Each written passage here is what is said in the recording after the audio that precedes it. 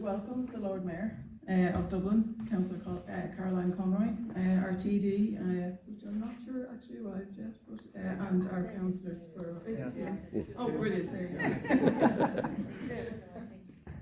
And our guest speakers for today will be Mary Tubridy, Áine O'Connor, Rob Gandola, and Darach Lupton.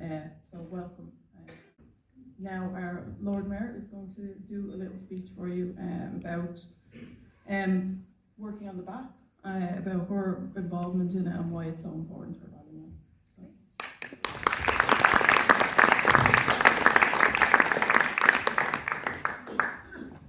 Hello everyone, can you hear me? Yeah. So good afternoon everyone. I'd like to welcome you all here to this very special launch of our Ballymun Biodiversity Action Plan. And I want to acknowledge the presence of my fellow elected reps, Deputies Paul McAuliffe and Desi Ellis, and Councillors Mary Callaghan, Keith Connolly and Nolene Riley. Let me first explain what a Biodiversity Action Plan is. It's an internationally recognised programme addressing threatened species and habitats, and is designed to protect and restore biological systems. Biodiversity Action Plans help to protect, restore or create healthy ecosystems, which are vital in our fight against climate change. I'll give you some background to how we got here today. A number of concerned members of the community got together in 2019 to form the Ballymun Biodiversity Focus Group, because through their involvement in local environmental groups, we had noted that some species were already under threat in the area. We had noted, we saw that an urgent need to devise a local biodiversity action plan in order to protect the existing habitats and wildlife from further damage. We hoped it would provide documented evidence of this damage and would assist our efforts in getting Dublin City Council to work in partnership with the community to protect local biodiversity and mitigate against further damage. The plan documents the species and habitats of the area and of the condition of its ecosystems. The focus group got the access to funding under the Environment and Nature Fund of the Community Foundation of Ireland in 2019 and hired an ecologist, Mary Tubridy, thank you, to devise a plan in conjunction with the group. The ecologist carried out a desk study of the area after an initial meeting with the group, followed by local field trips involving members. 2 other studies on water and birds were undertaken by relevant experts following a series of field trips with the group at various points during the year. And let me tell you, it was no glamour in those field trips. My wellies still haven't recovered, but they were fantastic adventures in a kind of nerdy kind of way. Doing these studies on the ground show exactly what is happening all around us, and what we found concerned us and confirmed our initial thoughts that urgent action would need to be taken. There's a real danger that we would lose these habitats and ecosystems, and once they're gone, they're gone. We continue to work on the Biodiversity Action Plan with weekly meetings to research, plan and review the progress. And even during COVID, we continued our meetings, but did so using Zoom, which meant we could chat all night, which we did. We also met a similar group in Fisborough who were doing the same for their area. And this gave us a great opportunity to compare progress and give each other feedback. The Dublin City Council Biodiversity Officer attended some of the meetings and assisted the group with technical aspects of the plan and helped the group to get access to the DCC lands for our studies. And thank you very much, Lorraine, for all your help with that. This plan was initiated and led by locals who were already interested and invested in the area. The group see the connection between our surroundings and the urgency of tackling climate change and the biodiversity crisis. We were determined to act, and our passion and dedication has seen it through to the stage where the Biodiversity Action Plan is completed and published. We are invested in restoring, growing and protecting our environment, and we are already putting in place the actions prescribed in the Biodiversity Action Plan to start the restoration and protection needed. I have to say that as a group, we have learned so much from the experts and from each other, particularly on the technical aspects and on report writing. By focusing on a smaller geographical area, a local biodiversity action plan captures great detail reflecting local conditions and is more precise in its findings and prescribed actions. As an urban area, Ballymun does not get the attention as a local location of interest or of value regarding biodiversity.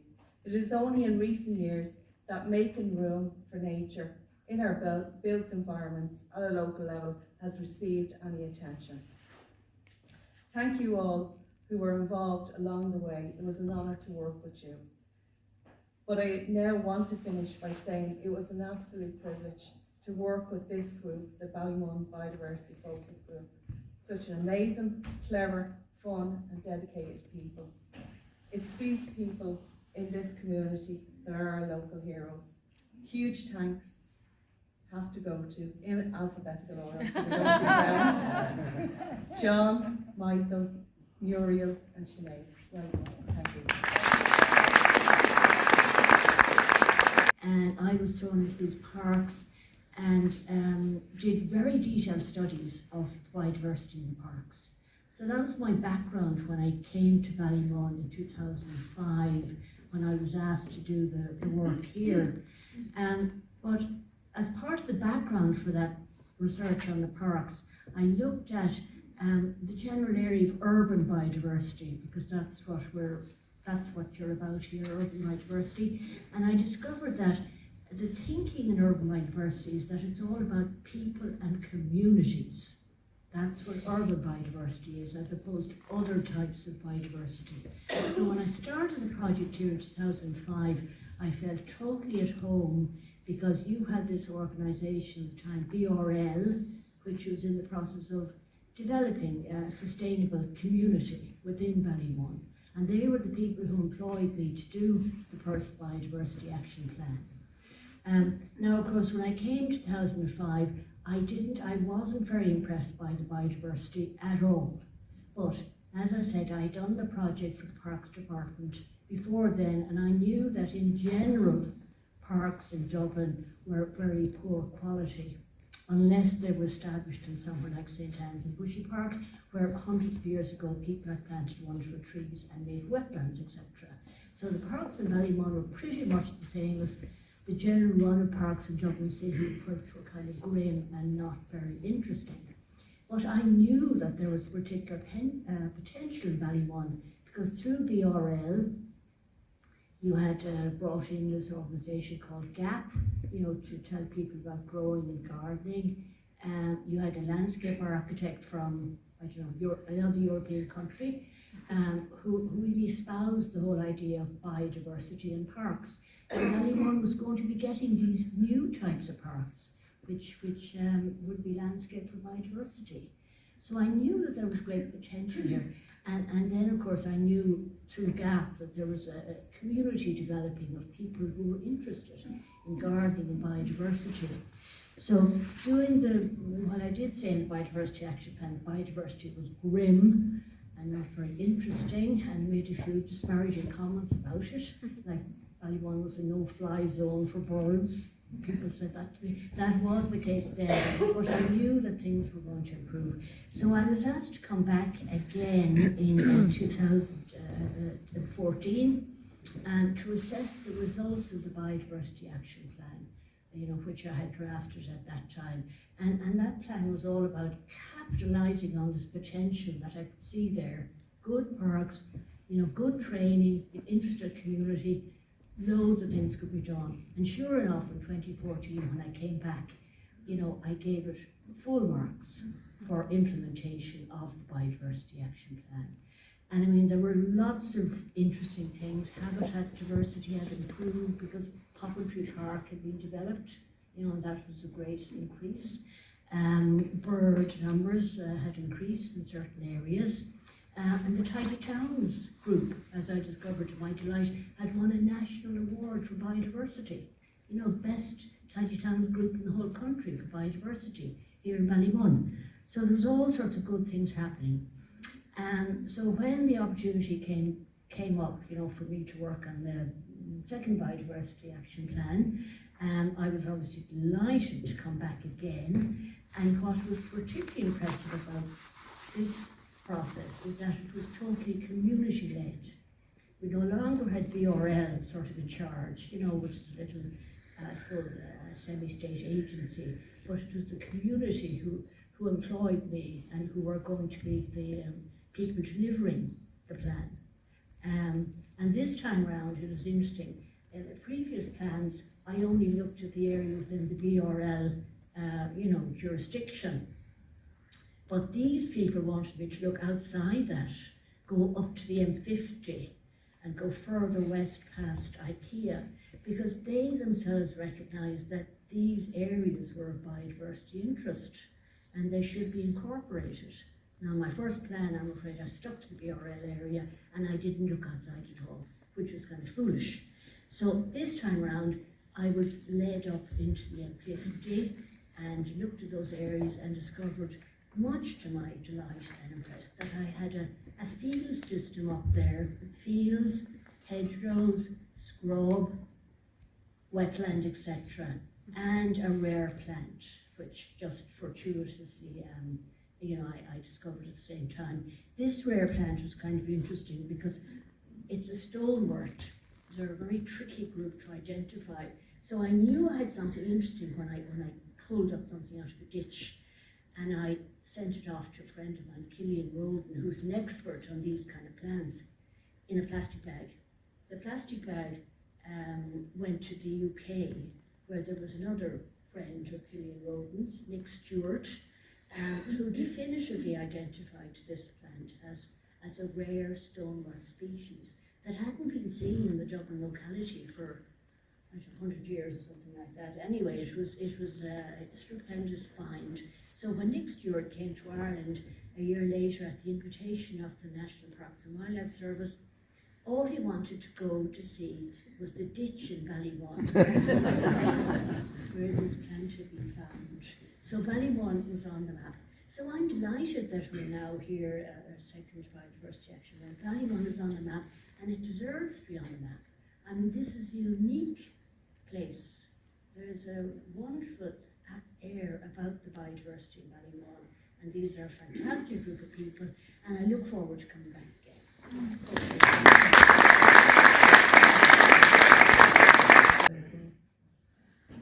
Our next guest speaker is Áine O'Connor from National Parks and Wildlife Services. Áine will talk a little bit about the discovery of the tollypella, where it was found and its rarity, and on how important it is for us to protect it. She will talk a little bit about our trip to the NCT wetlands, and where herself and aquatic expert Nick also graciously gave up their time that day to come and help make sure that it was actually the particular tollypella that we were looking at. Thanks, Áine.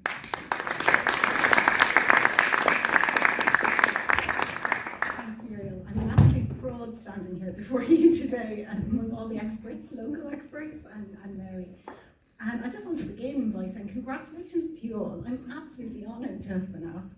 And I think this is an incredible product, which just shows the power of the local community and how much positive action can come out of a group coming together. And we just need lots more of this, because if we are to do something about the biodiversity crisis, it needs local people taking ownership and caring for their own local environment. So if I say nothing else, let me say that, and congratulations. And so the reason I am here is because, thanks to the incredible work of Mary, who I just, you recognising what she found and how important it was no mean feat, and finding it in the first place was an incredible feat.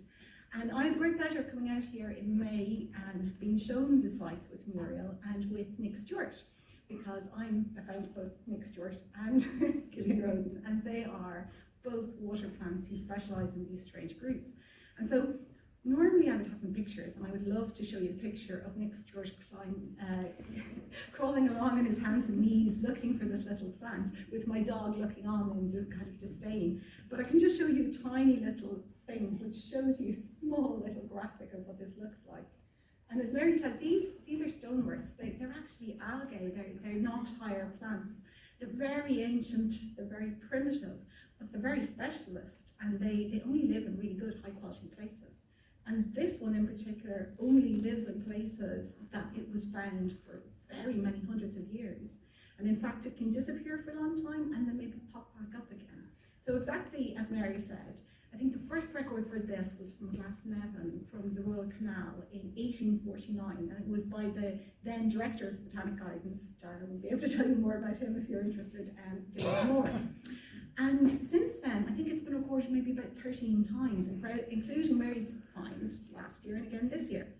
And it did occur, it was found in the Royal and the Grand Canals in the 1990s, just after a lot of clearance work had been done. But since then, it's only been found once. And almost all of the records are from County Dublin, which is incredible in itself. So really, this is a very specialist species, and there are only 2 localities in the last 30 years that we know it has been found, including here.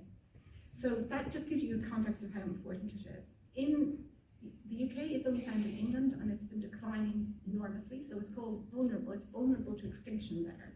And I believe, this is only draft, that it's going to be on the European red list of threatened stoneworts. So this is a book on threatened stoneworts in Ireland and Great Britain, and we're working now on a new one specifically for Ireland. We haven't finalised it, but we expect your Tulipella to be on that list as well, which means it could end up being protected under Irish legislation. So I don't want to hold on to you, but we also went to the NCT Centre, and it's a fabulous place. I mean, it shows you, I suppose, going back to what the Lord Mayor said, there has been a huge, and Mary, there's been a huge focus, I suppose, on rural environment and wildlife in what we see as more wilderness. But I think all of us are becoming more and more aware of how important the urban environment is, not just for our relationship with nature, but for nature itself. Because as the rural countryside becomes more uniform, a lot of species, plants and animals, retreat to urban areas to survive, like the Tulipella. And even when we went to the NCT Centre, we found a pondweed. Okay, very nerdy, this is very nerdy. But this pondweed, there's only 3 records for County Dublin. It's called Botanic coloratus, or fen pondweed. And this is the 3rd record. It hadn't been seen in 30 years anywhere in Dublin, except for this. So I think they're unusual, they're strange little things, but they show you how important your local environment is, not just for Ballymun, for Dublin, but for Ireland. So thank you and congratulations. So next we're going to invite Rob Gandola up to talk. He is a member of the Herpetological Society of Ireland, and he's going to talk a little bit about the NCT wetlands, the M50 wetlands as well, beside the Decathlon. And he will also talk about the frog and bat field trips that we had with him, and the importance of attenuation ponds and how we might improve them over the year. Hi everybody. Just so you know, Michael Keating is responsible for anything I say that may upset people. I promise Sinead I'll behave myself. Yes. And so that means I'm not going to mention Caroline chasing bats around the nunnery at 11 o'clock in September. It's got nothing to do with me and Muriel looking down a tiny micro magnifying lens, drinking tea in Michael's kitchen and drawing the dog nuts. It's got nothing to do with us throwing homemade grappling hooks into the NCT wetlands to discover how many species of rare algae we actually have up there. Just for people who don't know me, and it's probably nearly everybody in this room, this bald-headed Adonis of a man, I'm Rob Gandola. Obviously I'm a Northsider. I'm from where the other part of the Santry River starts heading towards the sea. Just down the way, I'm from Airfield, so sandwiched in between Coolock and Maheny. And I'm from one of these degraded green site areas that Mary was talking about. We don't have very much. So my dealings with the Ballymun Biodiversity Superhero Action Group, as they're now known, started in 2018 when I had a message from somebody called Mr. Michael Keating. He was a photographer, and he said, "Rob, I saw you on the telly. We've loads of frogs in Ballymun. Will you come and have a look? Because I think they're of importance." And sure, my ma says to me at the time, she goes, "Well, you'd fit right in Ballymun. They're just as mad as you are." So off you go.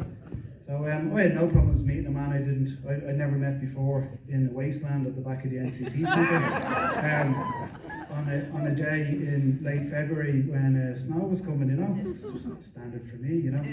And I'd been there before, obviously, because it's the NCT Centre, and I'd walked the dog, but I never actually appreciated the wetlands. So I'm a zoologist. I like to say I'm an ecologist, but I'm not. So like Áine and Mary have said, I'm actually a zoologist, so it means I focus more on the animals.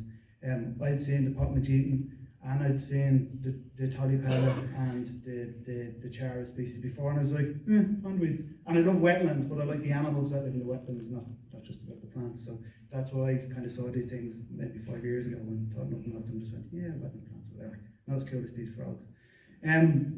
So it didn't take us very long, between myself and Michael and a measuring tape, to realise that there was probably about 1,500 frogs using the NCT wetlands as a breeding site. Now, in any man's language, 1,500 frogs is probably a population of county importance, if not national importance, because frogs are losing their habitats nationally, and as a zoologist, like I'm realistically I'm a herpetologist, so it means I specialise in amphibians and reptiles, and in Ireland we have one of each, which makes things very easy. So we have this huge frog population using what is very much still a brownfield site. It's totally man-made, it developed by accident, and it's not a huge space, and it's just incredible when you're out measuring metres and metres squared of spawn raft. So if you think of your average clump of frog spawn, you just had this nearly as in every part of the shallow water that's over there, it was just chock full of this stuff. And then that doesn't count the froglets of the couple of years breeding and the adults, and the place is just incredible for frogs and damselflies and dragonflies. I've never seen abundances of dragon and damselflies as I've seen up there. Like just on its own, the place is absolutely incredible. So then Michael said, well, you already work with the council on a few projects and you're a bit of a troublemaker. So why don't you come on board and you can skirt the kind of the grey area. You won't be officially on the committee or the project team, and you won't officially be working for the council, so Mary can take all the guff and be the one that has to report to the council, and you can just be our wild card, which suits me perfect, you know. So I came along and encouraged Michael and gave him a bit of a dig in the ribs, and then the Keating report came out. If anybody has ever read the Keating report, it's worth reading. Michael wrote it. It's a huge treatise on local wildlife for Ballymun, and when Irish Water we're talking about putting in the greater Dublin drainage project, and it's all there. So then all of a sudden, my version, my reality of what was the Ballymun Wildlife Group, which was one or two photographers kind of trying to stand their ground and catalogue wildlife, has now become an entity that's standing up for the wildlife in Ballymun in the face of development and rapid urbanisation, which is a threat to all of Dublin. So I was like, well, the NCT is on the map now, like this Keating report's going to ruffle a few feathers, and it did. And then Mary was brought on to do the updated map, which is brilliant, because it's always good to have the same ecologist come in and revisit the site, because then Mary has that temporal, she has the time series knowledge as well, which is so important these days.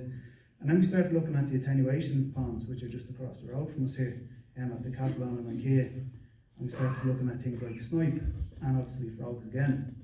And there's huge numbers of boats using these because A, they're railinged off from the general public, and B, they're surrounded by rough grassland and other wetland habitats that have just formed naturally. We found frogs are spawning across from the Circle K garage there in a wet field as well, where the road was draining actually into the pond. So now it looks like North Ballymun is becoming a very, very important site for frogs indeed. And for, just in case I need to ram this, how many more? Frogs are an Article 17 species, so they're protected under the Wildlife Act in Ireland and under the Habitats Act of the EU. So knowing that we have a healthy population of frogs in Ballymun, it's great for Ballymun, but it's great for frogs in an ever-increasing urban area. And this was all fed back to Mary as well to say, look, these attenuation ponds could be living classrooms for the local community, for local schools like Sacred Heart, which is just down the way. You know, things like the City Farm Initiative, when it goes ahead, there'll be new habitats created there as well for frogs and other wildlife. You know, there's so much going on in Ballymun for actual wildlife, and not just people who usually classify the human population as the wildlife, you know. There's great bat, as we saw ourselves, there was great, fantastic bat action even into middle and late September. You know, so I'm not going to bore you anymore, but Ballymun is actually a very, very good spot for urban wildlife. There's huge amounts, whatever your flavour of wildlife is, whether it's butterflies, buzzards, dragonflies, frogs like me, you know, it's all going on. You now have an incredible community group that's organised, they're knowledgeable, you know, they're passionate about looking after their own area. You know, they told me what they want. They said, Rob, we want this done, how do we do it? And I said, well, you get the grant, buy your own equipment, I'll show you how to use it, and then you can do it yourselves. That's my vision of a very proactive community group. They're an inspiration, and they should be for everybody else. And if I had a hat, I would tip it to you all. And I know Lee isn't here, is he? No. Well, I'm going to give Lee a special mention as well. Lee Farley, who's Sinead's cousin. He's another stalwart of going out and finding records of stuff just in the middle of the night when he'd be out walking his dogs. And he's a bit of a legend. And you know, he's very much a part of this group. And lads, I have all the love in the world for you. These are great. And Darach is going to finish up by talking a little about the simple actions that we could all take here within our own community around Ballymun to help increase and hopefully support biodiversity in the area. So, thanks.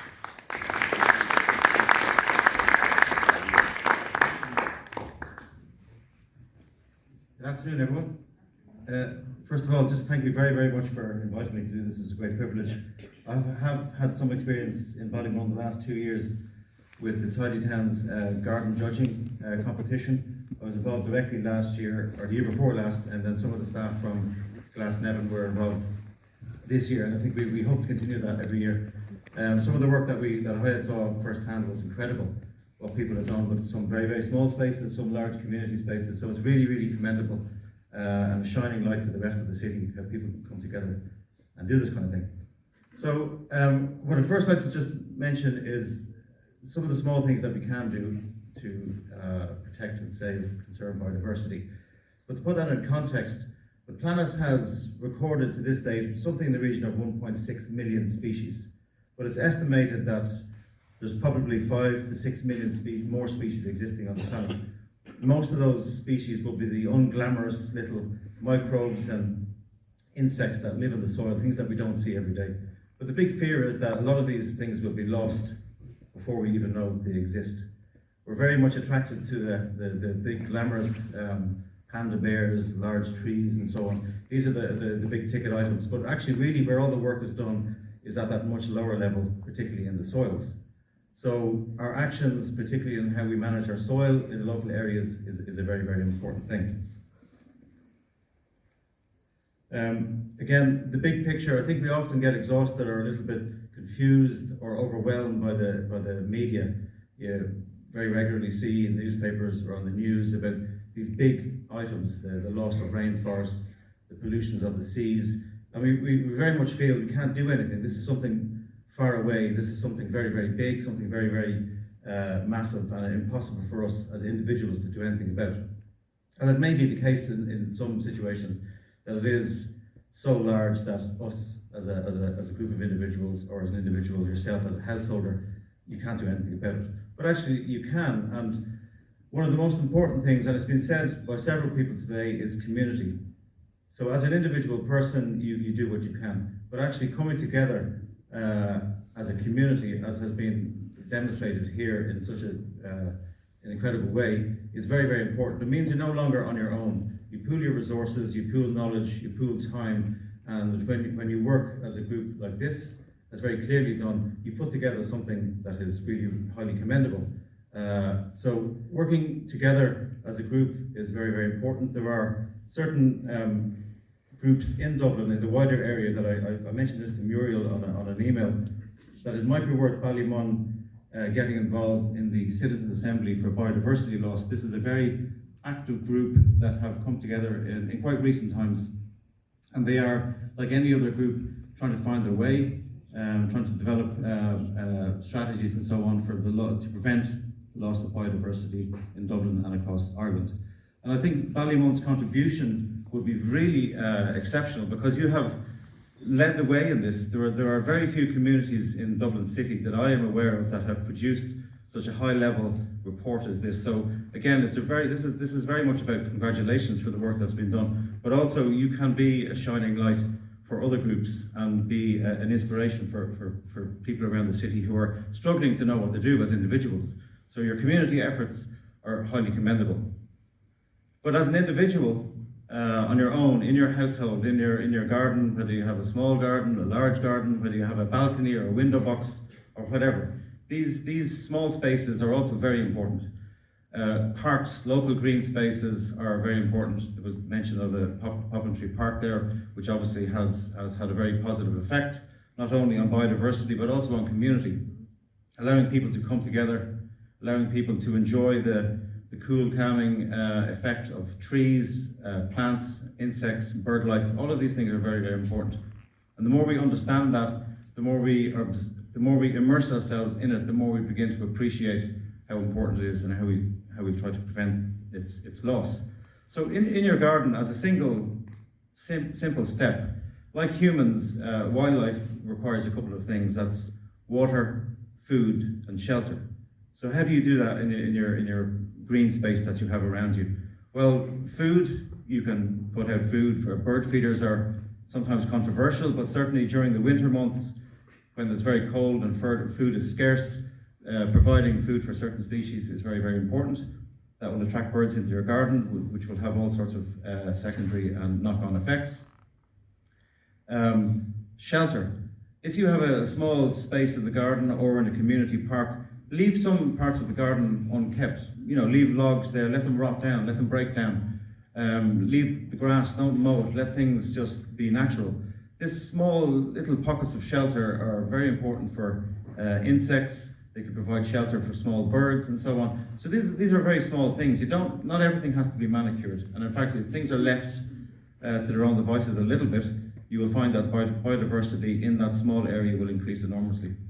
These might seem very small, but if everybody is doing this, then the impact on the local community and the wider city area increases enormously. And you provide little islands that insects or birds or mammals can move from, provide little corridors for mice and so on, let's say, to move safely between one area and the other. So these are small things to do, but they're very, very important. And of course, water is essential to all life. So small, in your garden, small plate, small dish with water, fresh water, provides, particularly in warm summers like we had this year, again, provides drinking water for animals, particularly birds. So these are very small things, but really, really very, very effective. And they form the bigger picture, which is the community gathering that you've demonstrated here today. We could talk about other actions which you will hear mentioned in terms of battling the challenges with climate change. Now, climate change is not what we're talking about today, but these two things are very much interlinked. Biodiversity loss and climate change are not separate matters. So somebody mentioned the other day about how you approach your life in terms of thinking about saving the planet, and the words they used were just tread lightly. So when you're acting on something, consider what you're doing. Is what you're doing beneficial? Is what you're doing harming the environment around you?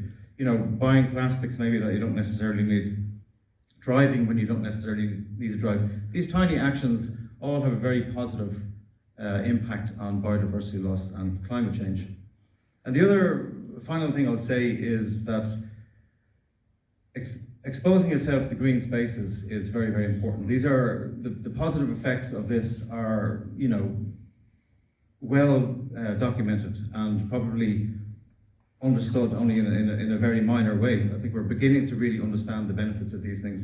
And I'd like to say, as a representative of the Botanic Garden, one of the most incredible institutions, national institutions in Ireland, is a walk down the road. It's a 20-minute walk from here, and it's a 50-acre site full of 17,000 plant species from all around the world, from the most exotic parts of the world to our local flora. It's all represented in the gardens, and the gardens provides a huge opportunity for simple walk in the park, but more importantly, education. Getting the young kids and parents into the Botanic Gardens or into the parks around Ballymun or the wider Dublin area is really essential.